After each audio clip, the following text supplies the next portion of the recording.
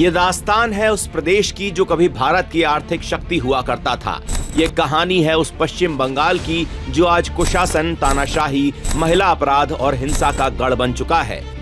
बीते दिनों आई प्रधानमंत्री कार्यालय के आर्थिक परिषद की रिपोर्ट बंगाल के स्वर्णिम इतिहास से लेकर उसके गर्त में जाने तक के सफर को बता रही है।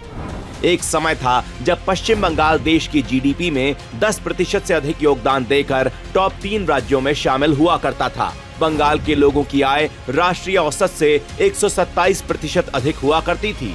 जूट, इस्पात, वस्त्र और रसायन की बड़ी इंडस्ट्रीज के साथ बंगाल भारत के प्रमुख औद्योगिक केंद्रों में गिना जाता था। लेकिन बंगाल की ये प्रगति पहले वामपंथियों और फिर बाद में ममता सरकार को रास नहीं आई। इनकी नीतियों के कारण बंगाल ने न सिर्फ निवेशकों का भरोसा खोया बल्कि राज्य को तानाशाही के हवाले कर दिया।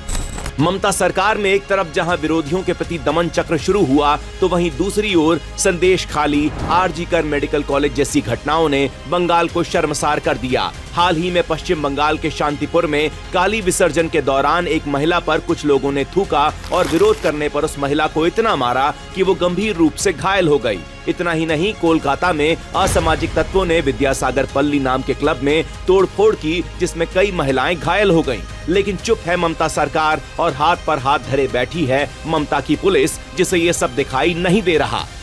ममता सरकार में भ्रष्टाचार और घोटालों पर कोई लगाम नहीं है। घुसपैठ पर कठोर नीति न होने के कारण दिनों दिन अपराध बढ़ रहे हैं और अपराधियों को सरकार का संरक्षण है।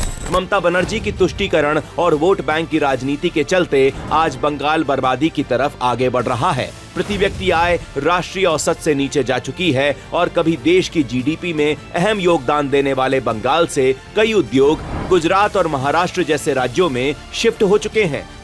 पश्चिम हो या दक्षिण, मध्य भारत हो या उत्तर भारत, देश के कई राज्यों ने इतने ही समय में प्रगति के नए नए कीर्तिमान रचे हैं। लेकिन ममता सरकार की तानाशाही और खत्म हो चुके लॉ एंड ऑर्डर के कारण गर्त में जा रहे पश्चिम बंगाल को पूरा देश देख रहा है।